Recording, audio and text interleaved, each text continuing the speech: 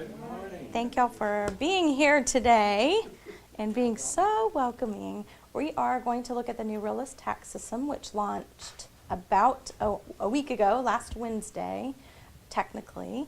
It was in Fusion for a couple of days prior to that, but now it's up and running in both platforms. So if you use Tempo or Fusion, you'll be able to access Realist.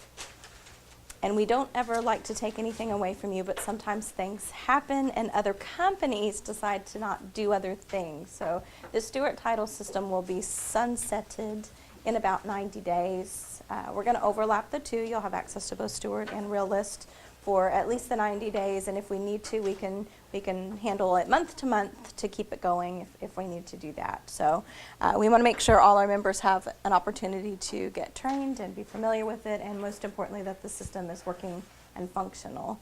So definitely want to make sure it's a smooth transition. I'm going to go ahead and just briefly put my contact info up here for you. So if you have questions during class, feel free to ask those. Otherwise, you're welcome to email or call me once we part ways here today. I do teach an awful lot, so apologize ahead of time if you get my voicemail. But I will call you back, and I will kind of obsessively answer my emails throughout the day between classes and on breaks and things like that. So you're welcome to email me anytime. Okay? All right, so how many Tempo users do I have? And Fusion users? I like to make you both raise your hand just to make a little cardio in the morning, get the blood flowing. And then both. I should ask that question too. How many of you go back and forth between the two? All right. That we're split. We're almost even down the middle, about half and half. Are you taking a survey for a purpose? I am taking a survey so I know how to show you how to get in. I had a class the other day, and I started off in Fusion, and not one person in the room used Fusion, and I forgot to ask. So it made more sense if I ask first and then teach it the way you're used to. So, like I say, there's no problem going through either Tempo or Fusion. It's 6 one, half dozen of the other. Whichever you use, you'll be able to access the system. So I'll just start with Tempo because it's on the top of the list. So for that half of the room, here's how you access it. Once you open Tempo, when it lets you and it thinks you're logged in, if you click right on the tax button, it will take you to Stewart. Stewart is going to be the default tax again until it goes down. It's sunsetted and goes night-night, and then Realist will take over at that point. So if you click right on the tax button, you're going into Stewart, but if you just set your mouse or hover on top of the word tax right there, then you can see you've got your option for one or the other. Okay. And also, again, because it's the default, if you're in like the agent full, you click the Y for yes in that tax column or click on the tax ID number, it'll open Stewart until we switch permanently to just only the Realist system. So that's how you'll access it through Tempo. And then in Fusion, again, very similar. You'll go to that Public Records tab. And if you hover on it, you have your option to go to Realist. If you click right on Public Records, you're going into the Stewart system instead. So again, mostly the same, but a little different. But hover is your best friend, as you may have remembered me saying when I came here to teach the Fusion class. So hover is your best friend now in both Tempo and Fusion. Okay. So we're going to start a search like a clean, fresh. I just want to open the tax system and search by address or property name. I realize more often than not you're inside MLS and you're doing what I just said. You click the tax record number to just preview the record for that one property. So not a lot's going to change in when you're doing that. Okay. So you just click that link. You're going to open it, and it'll look mostly the same.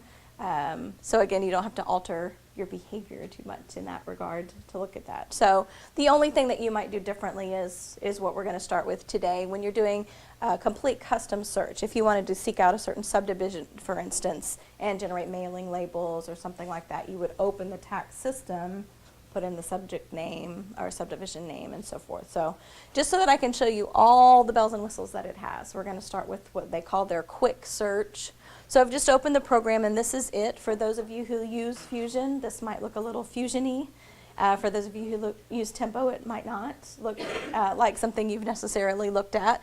I'm not supposed to have an opinion in front of class, so don't record that part. But if I did, it doesn't necessarily look all that intuitive to me. It's an awful lot going on that page when we're used to such a very simplistic sort of 3 blank form. But on the left-hand side, it's the same thing, really. So temporarily, you don't need to do anything with the map or the grid. On the left, you can see we've got quick search and my search. Quick is designed to be real quick, so it's real simple, short and sweet, to the point. You've got a name, address, MLS number, or parcel or tax ID number. So if you know any of those 4 pieces, you just type one or the other of those in there and search by that. The My Search tab is going to be more customizable. It's yours, so you can do a little bit more with it. You can search by map in the system. You can, again, search by subdivision name or owner occupied, yes or no, or characteristics of the property or whatever it might be. So you can do a much more detailed search in that My Search, and we'll talk about that, and I'll show you that next. I kind of start with the most basic and go a little bit more advanced and a little more advanced as we go through the hour, so that you've got different layers of functionality that you can choose to use or choose not to use, but at least you've seen it all. All right, so one of the first things to notice is up here at the top where it says change region. Region in their world means county. We say county and they say region. So the system will default to the 6 counties that we're used to in MLS already. So Brazoria, Fort Bend, Harris, Waller, Montgomery, Galveston. You'll have access to those, but this system can access the entire state of Texas. So I can pick other counties if I want to and go seek out their tax information and be able to open property detail information. So if you click this change region, instead of just 6, you'll have up to 8, and you can see right here I have 8 of 8 selected in the lower left there. So these are the 8 that I have my system looking in at the moment.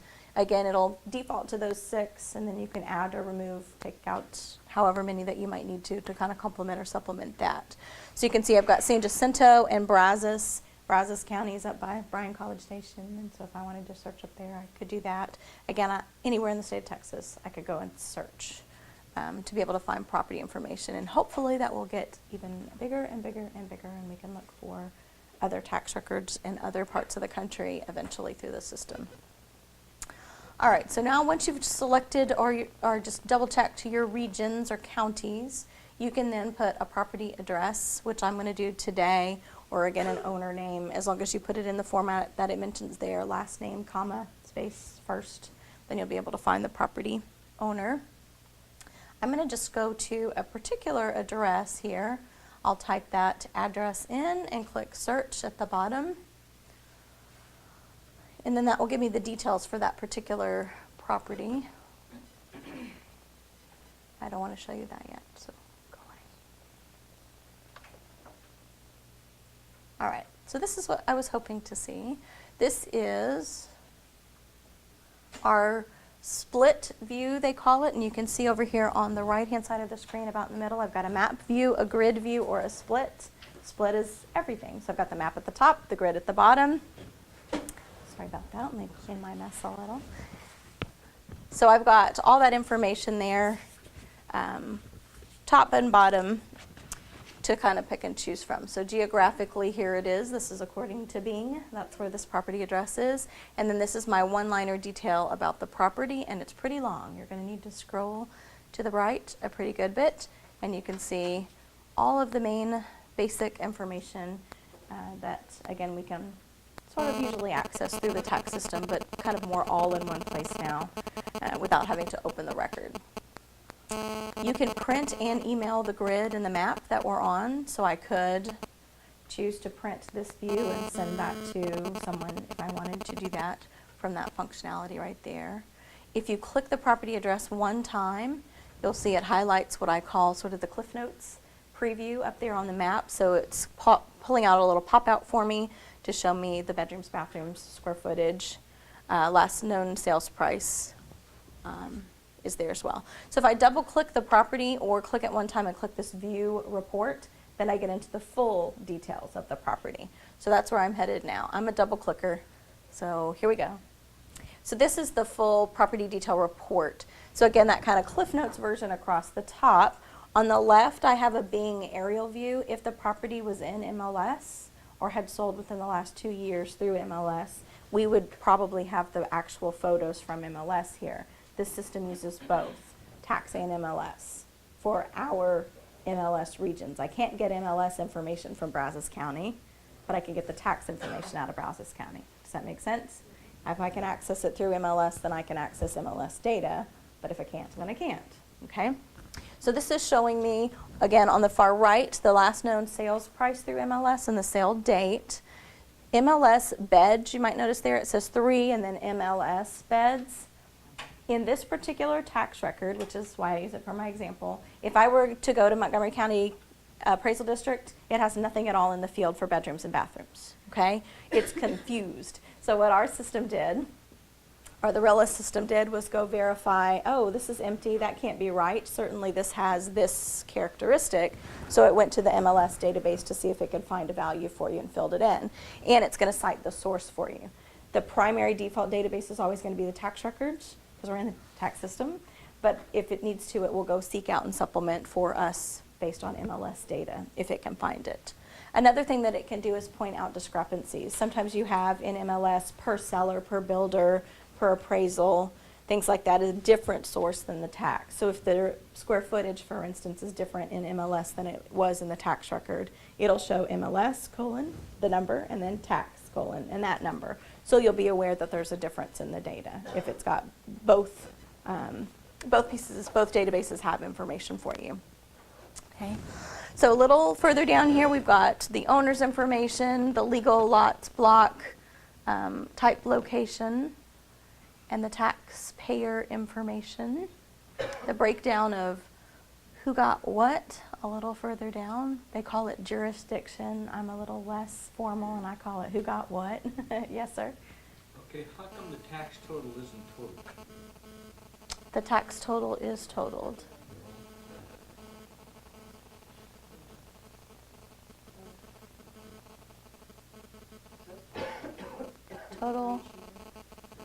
Total value is here, and then this is the breakdown of the improvements, or the improved, quote unquote, in the land, and these are the differences in the years, the market value estimated based on some MLS data, but this is what they're paying taxes on in 2013 to 12.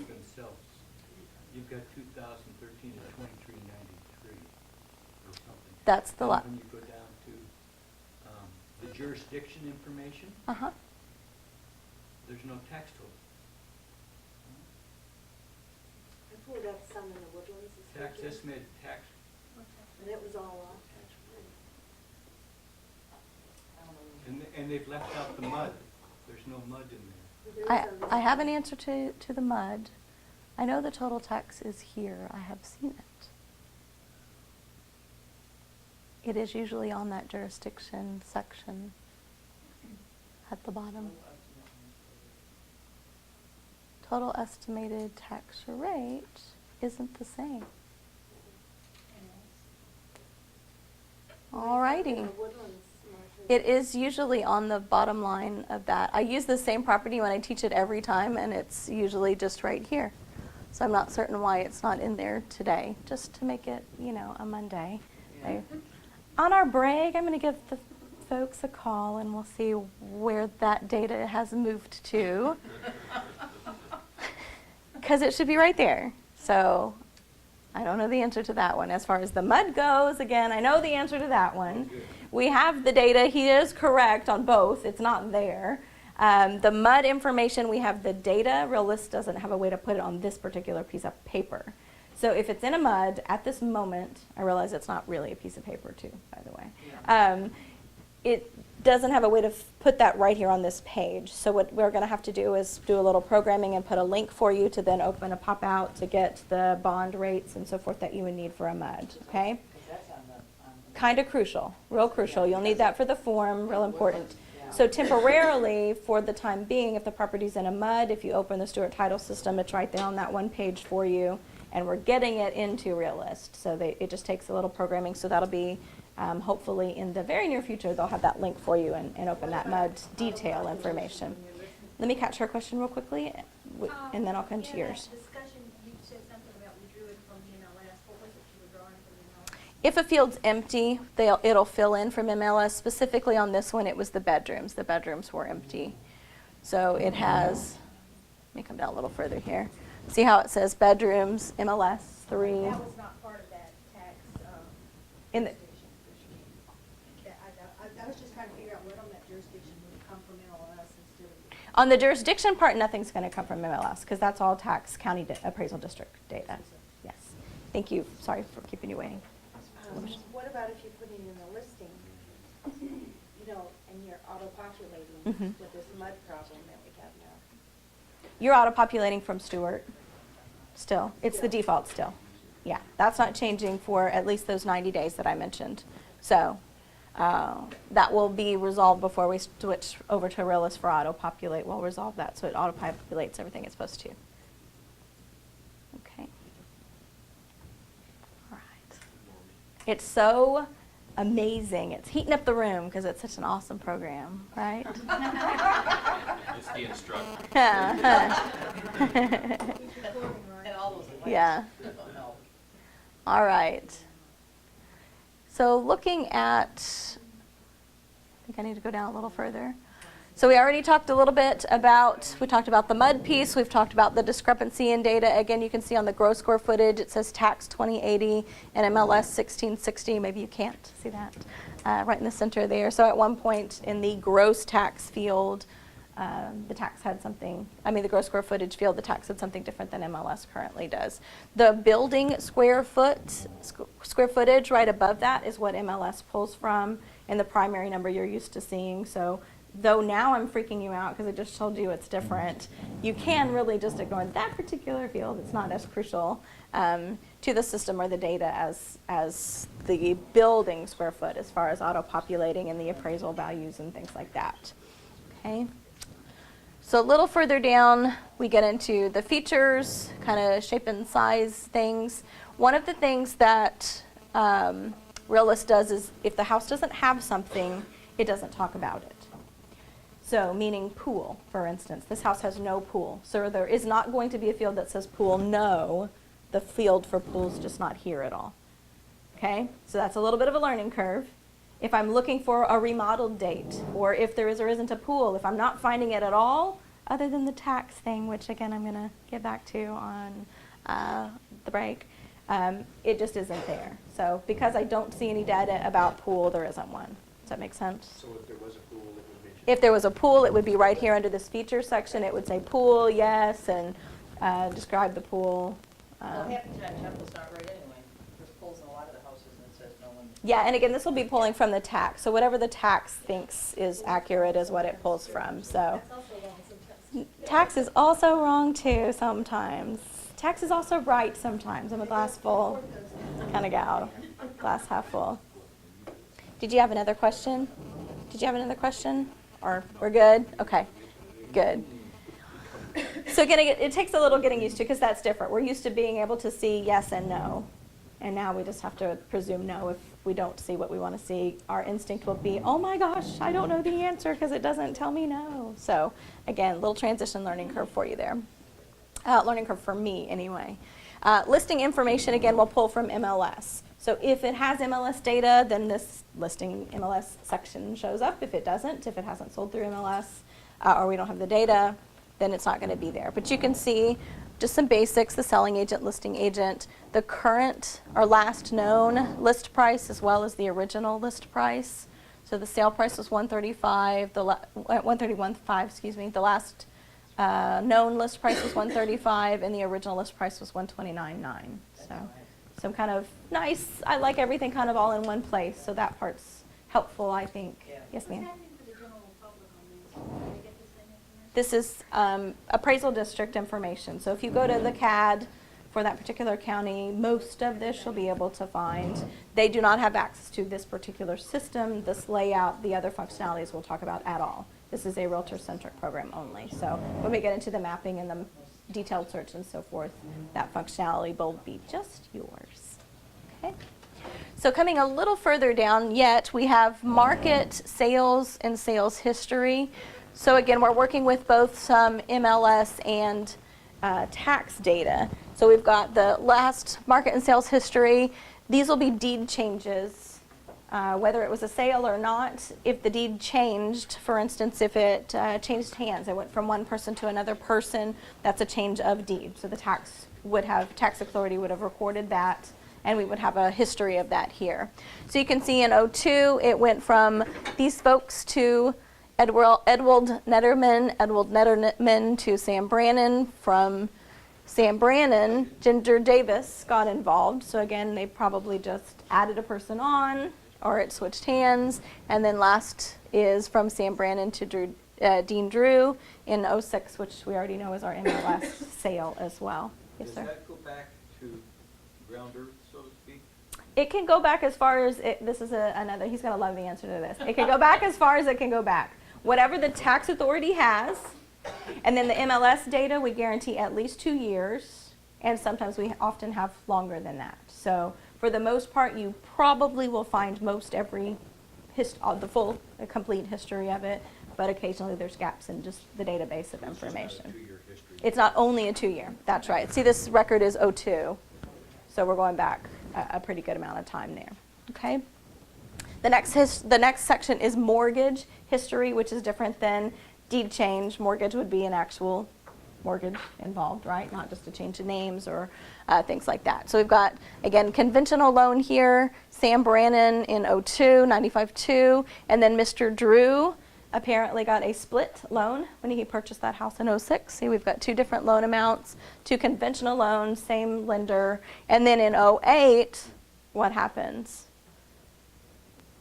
Different kind of loan. It comes from conventional over to an FHA, and then countrywide, and the low price of $9,000 almost that he bought the house for, right? So it consolidated those loans and refinanced most likely at that time. If you find it, pardon me, make this stop. And then the last section is maps. And on the left we'll have our plat or lot map, which again, that's pretty cool, right? To my humble personal opinion interjected. And then our standard kind of being, here it is with the map pin type map on the right, which we saw at the beginning as well. One of the nice things that I like about Realist is when we go back to that map view, remember we had the map and the grid in that split view a moment ago. If I click anywhere at all, and I mean anywhere, Nevada, New Hampshire, Connecticut, anywhere in Texas, if I click on the map, I instantly see that little pop out of the tax detail. So I'll know the bedrooms, bathrooms, assessed value almost instantly just by clicking the map. So if they tell you it's on the corner of Apple and Maple, then I can just click right there and see the measurement of the lot, the bedrooms, bathrooms, assessed value, jurisdiction information, characteristic information. So it's a real quick and easy way to be able to pull up a little bit more property. Again, kind of all in one place is what I like about it. Most everything I need's almost right at my fingertips. Now, Marilyn, can you print that? You can. It's almost like I planted her. It's the very next thing I was going to say. Perfect timing. Right here we've got email, print, save, modify. Okay. Again, a little learning curve. What other program in the universe has all of its commands in the bottom right corner, right? So that's a little out of my comfort zone to head down to the very bottom right corner, but that's where all of our commands are, for the most part, in Realist. So once you realize that, then it's kind of going to become a habit fairly quickly. Modify allows you to do 2 different things, and I know you know the definition of modify, okay? Modify the display so I can remove sections of what I just saw. So if I'm going to email it to a customer, do they need to have the full loan history? Technically, maybe it's public record, but we don't there's not a useful reason to email that. So you simply uncheck characteristics or feature or history, mortgage history, whatever it is, and then you won't see that section at all. So here's your second learning curve. Once you uncheck something, you've turned off that feature. So you need to turn it back on so you can see it, right? So turn it off, print, email, come back to modify display and enable it again so that you're seeing mortgage data or maps or whatever that you had suppressed temporarily, okay? So that's one of the most difficult in my experience. When I teach, I show you can turn off this feature and forget to turn it back on. So the next class I'm scrambling ahead of time to try to enable everything again. It defaults to what you have chosen, that's right. So If you said you didn't want to see mortgage history, it presumed that you meant that more long-term than maybe you did. It doesn't know that. So, yeah, you definitely, it won't default back to the defaults. It defaults back to what you chose, okay, for the most part. And then when you're printing and emailing, it presumes you want to email all the tabs. We've only done one tab, but if you'll notice up here, property detail, comparables, market trends, neighbors, neighborhood info, it presumes you want to email and print all the sections, okay? So you'll need to customize which sections you want to send. So if you only want to send this detail report or only the comps report that we're about to look at, or so on and so forth, uncheck what you don't want to send, then print or email, and then again go back and reselect those for the next time. Okay. So it goes back, and you don't have to go back on that one also. You do need to reselect them and turn it back on again. If you turn it off, you're going to have to turn it back on.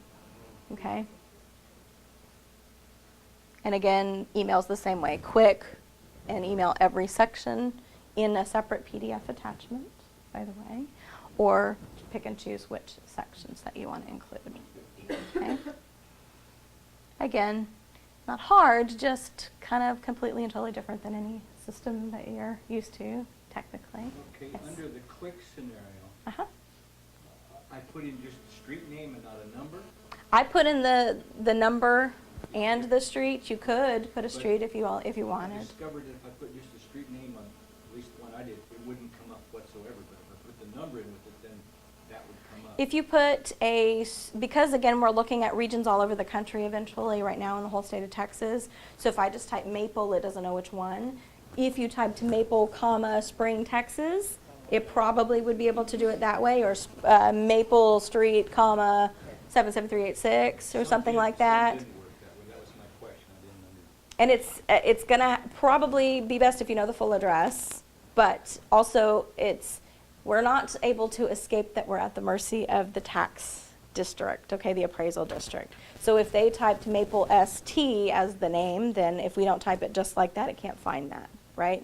If they typed Briar Forest as one word or two words, and we don't know how they put it in the system, then we might be missing some because of that reason. But usually if you do a street, comma, the city and state, or a zip, then you're able to pull just the street. The fact that we've narrowed, like just in Montgomery or Harris County, does that help? It helps, it does help, but if it gets confused and it doesn't know which one you want, it will pull nothing for you. So I selected those counties, local counties. Correct. put Up in to this 8. address, 310 Crossbow, and it sent me somewhere else in the country. I had to put in Spring for it to find it, even though I'd selected the counties. Oh. Did you really?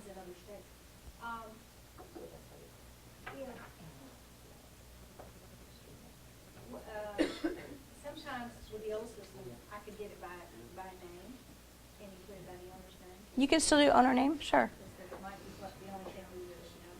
Yeah, like I mentioned at the beginning, it's gonna want you to do last name, comma, space, first. So again, we're at the mercy of the tax listing, right? Will that also pull nationwide, or would that be? Eventually. Are we doing this because these Right now, we're just in the state of Texas. assessors are becoming homogenized? Stewart Title basically kind of doesn't feel like being in the tax data software business, so we're in need of switching to a different tax program or software for that reason. This one comes from the same vendor that provides us Tempo and Fusion, so it was a natural choice to go with the same vendor. And then, oh, well, that's kind of cool also. It's got all these extra features, and we can do the whole state of Texas and the whole country because they do sell their softwares and their access points and stuff across the country. So, yes, but not really, sort of is the answer to your question. The primary reason we chose to switch was because we had to, because we needed to, and this was the best and most reasonably priced and the most efficient system available to us. So if we're searching on owner name, and it's a common name, James Smith, we could be pulling data from Dallas, Lubbock, San Antonio. Ideally, it's only going to go for those 8. I'm surprised that you got something that was not in just those counties that you selected. It should only be pulling from those up to 8 counties that you chose, or regions that you chose in the beginning. But yes, there could be, more than one James Smith in Montgomery, Harris, San Jacinto, the counties that I have So you think chosen it would as just be well. those selected counties, It not should everywhere only else? search in those counties you have selected, that's right. Okay. Yes, sir. Okay, for the Woodlands, when you say, Crossbow, comma, the Woodlands, is it gonna recognize that? Not that that's, Depends on how the tax record has it listed. or Spring? It depends on how the tax record has it listed. If Spring is how this is what city this is in according to the tax authority. So if I put the Woodlands, it won't find it because that's not a city that's in. And what about directional, like north? Again, if they put in, hypothetically, if Crossbow was North Crossbow, if they put in Crossbow in the tax, then I would need to type in Crossbow. If they spell out North, I have to spell out North. Is there a wild You card? kind of have to know. Because there is. Right here at the top, it says address is. If you don't know the full address, then there aren't really many options for you. It's not one that you can, if you don't know the exact address, that might be difficult for you. You could go into the My Search. We can do a couple of other things. You can search by subdivision name and zip code and partial owner name and things like that. So that might be your best alternative. If you're typing an address and for some reason you don't know the whole address, then you might have to go into the My Search and do further. Same thing in Stewart system. If you don't know an address, you're not going to get all that far either with Stewart. Can you use a wild card up there, like percent? Might be doing MLS. No? Not on this, not on the quick search. Again, quick is presuming that you are super fast. You have one of these four pieces of data, you type exactly that and it gets you to that. Again, the My Search, once we get there, will be a little more flexible, a little more forgiving, for lack of a better term. Forgiving's a good word, right? A little more helpful. All right, helpful. Let's go with that. Helpful. User-friendly. All right, so here is, again, my property detail report. We just finished that. So back up at the top here, we've got those extra tabs across the top. Comparables, they're self-explanatory tab names. What do you think the comparables tab will have in it? Comparables, right? So it's automatically going to go out and seek homes that are similar to this subject property for me. Again, I can print and email this. And again, this is not an MLS system. This is a tax system. So we aren't necessarily we're not replacing Fusion and Tempo. We're not replacing the quick CMA or the RPR system or wherever it is you go to do your current CMAs. This is just another resource of information. Sometimes homes sell not through MLS, right? Sometimes they don't use a realtor. FSBOs, new construction that wasn't listed in MLS.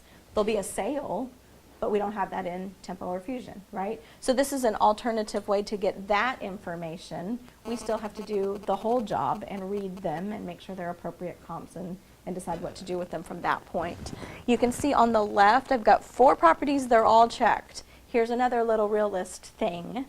It presumes you want to use everything it finds for you. So they're all checked already. I only have 4, so it's pretty quick and easy to uncheck some of those. The little symbols here, kind of at a quick glance, you can see a picture of a little camera and a little pin that's color-coded. Right away, I know, because it's got those 2 things particularly, that's MLS data. So again, those of you who are in Fusion users, you'll probably be used to those kind of shaped little balloons or your chiclet that runs down the left, right? The color coding indicates status, so red is sold, green is active, orange is pending. Purple, I think, is expired, kind of a fuchsia color is terminated. So the color coding will be that quick and easy way sort of to tell. If you hover right on top of it, it'll also tell you what it is. So the first and the third property have some MLS data. It's able to pull. The second and fourth property don't have any MLS data, okay? The symbol on the far left, this sort of little piece of paper, that's that full detail report that we just came from, but on those properties that are the comps. So this criteria it uses by default when it's seeking out comps is half a mile radius, kind of big, you know, pros and cons, as I'm sort of infamous in my own mind for saying. You definitely probably want to tweak this or modify this. And again, it's not MLS. It's not going to let you be as specific and detailed in searching for comps as you can be in MLS, okay? Its primary search feature is radius. there isn't going to be subdivision or sections or things like that. So again, it's a bit more global and broad search. But again, if you come here to modify the search, you can. It can go from a 0.1 mile radius up to a 10-mile radius. You can put in bedrooms, bathrooms, stories, pool, year built, things like that, all the different types of characteristics of the properties. You can have up to 50 comps. The default is 20 at a time. It will default to pulling from both tax and MLS, but you could do one or the other, or both, obviously, with or without a pool. Again, your radius from 0.1 up to 10. Sales price, stories, pool, bedrooms, bathrooms. So again, you've got a handful of things here, but certainly not as many fields to search by as you would in MLS. Normally, if you can narrow it down to a nice radius, a nearby enough radius, you can then read through just a handful of properties fairly quickly and narrow it down even better. Do you suggest comparing it with MLS if you're sending it to a client? I mean, pull up MLS to make sure this is correct? Well, this will be correct. It's just going to be different. Yeah, when you're looking at, let me just, I'm going to pause answering your question just so I don't forget to say something on this screen real quickly. Submit changes it just right now for this search. Save and submit updates my defaults for the next time.